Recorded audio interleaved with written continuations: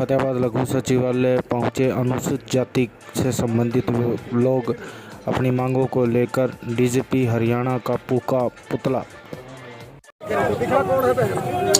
ये है डीजीपी हरियाणा जिसका पुतला हम फूकने जा रहे हैं।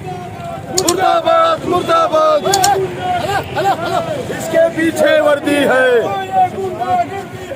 इसके पीछे वर्दी है।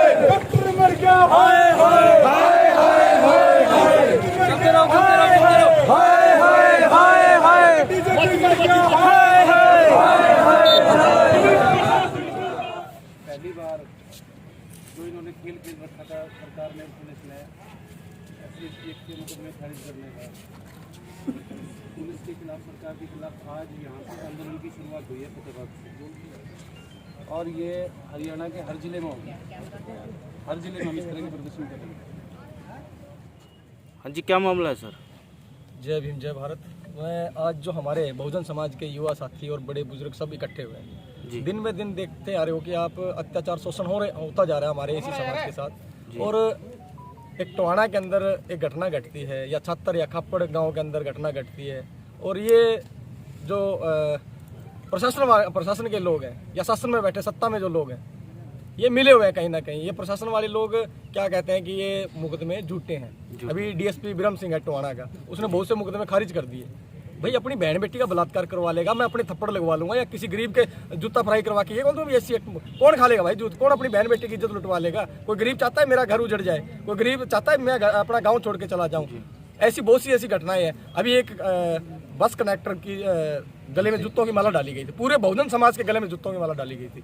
अभी सिरसा जिला के अंदर गांव शाहपुरिया के अंदर एक अपने वाल्मीकि समाज का बच्चा होशियार था, रोहित वेमुला, क्यों मारा गया था? एक पढ़ाई की वजह से। और वही पढ़ाई की वजह से आज उस बच्चे को टॉर्चर किया गया, उसके परिवार को टॉर्चर किया गया, उसके बाप को पिटा गया, उसको घर से उठाते हैं। उस बच्चे की गलती इतनी है, एक टेस्ट लिया जाता है और उस बच्चे ने 20 में से 20 नंबर लेता है।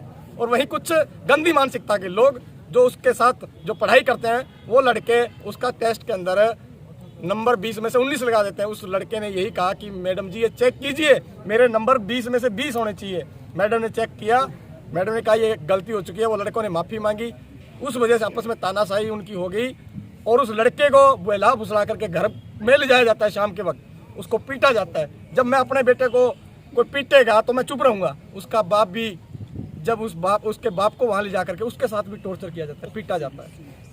तो ऐसी एक हरियाणा के अंदर भी नहीं, पूरे भारत देश के अंदर दिन ब दिन घटनाएं जो बढ़ती जा रही है।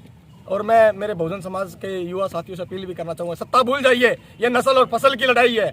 ये हमारा एक्ट खत्म करना चाहते हैं, ये संविधान खत्म करना चाहते हैं। हमें अगर ये युवा नहीं जागा, अगर ये बहुजन समाज नहीं जागा, ये मेरे बहुजन समाज के लोगों से अपील करना चाहूँगा कि ये मेरे बहुजन समाज के सोए हुए लोगों, आप जाग जाइए। अगर आप बोलना नहीं सीखे तो आने वाली पीढ़ियाँ गूंगी और बहरी जन्म लेगी। आज का जो प्रदर्शन रहा है वो किस घटना को लेकर हुआ है? घटना बताइए।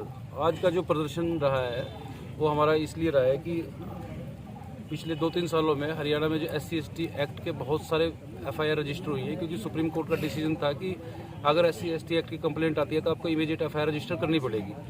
तो इस तरह से हर जिले में सैकड़ों FIR दर्ज हुई है। और हमारे साथी जो प्रताप खोबड़ा है, इन्होंने एक RTI लगाई थी, और RTI के माध्यम से इनको पता चला कि फतेहाबाद के DSP बिरम सिंह ने अकेले ने SC/ST एक्ट के 200 से ज़्यादा मामले खारिज किए हुए हैं। और वो जो मामले खारिज किए हैं, केवल 1-2 लाइन लिखते हैं वो कि मामले में कोई सच्चाई नहीं पाई गई, कोई उसकी रीजनिंग नहीं देते, कोई कारण नहीं देते, कोई सबूत साथ में अटैच नहीं करते, केवल 1 लाइन लिखेंगे कि मामले में कोई सच्चाई नहीं पाई गई, इसलिए मामले में निरसन रिपोर्ट दी जा रही है।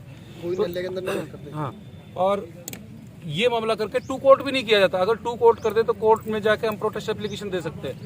इस तरह के मामले जो हैं पूरे हरियाणा में हर जिले में साजिश के तहत SC/ST एक्ट के खारिज किए जा रहे हैं। इसके खिलाफ, मुख्य रूप से इसके खिलाफ हमारा आज का ये प्रदर्शन था कि जो हरियाणा सरकार ने ये ट्रेंड चलाया हुआ है कि SC/ST एक्ट के मामले तो दर्ज कर दो, लेकिन बाद में इनको खारिज कर दो और एक डाटा क्रिएट कर दो, और वो उस डाटा को क्रिएट करके डाटा करके और ये बताया जाए दुनिया को कि SC/ST एक्ट के मामले झूठे दर्ज कराए जाते हैं। तो ये जो ट्रेंड है, सरकार की जो चाल है, साजिश है, इसके खिलाफ आज हमारा आंदोलन था।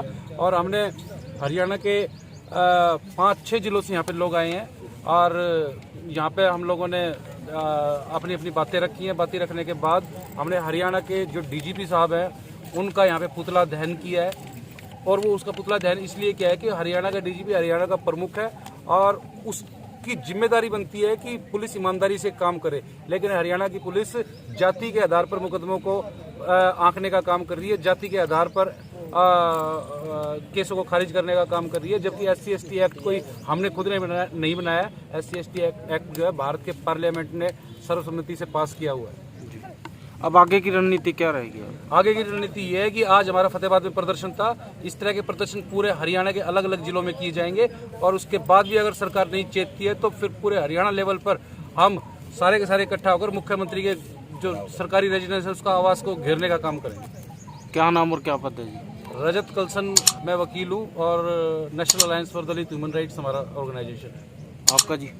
मेरा नाम रोहित गरवा है, मैं प्रदेश सचिव बहुजन समाज पार्टी। धन्यवाद।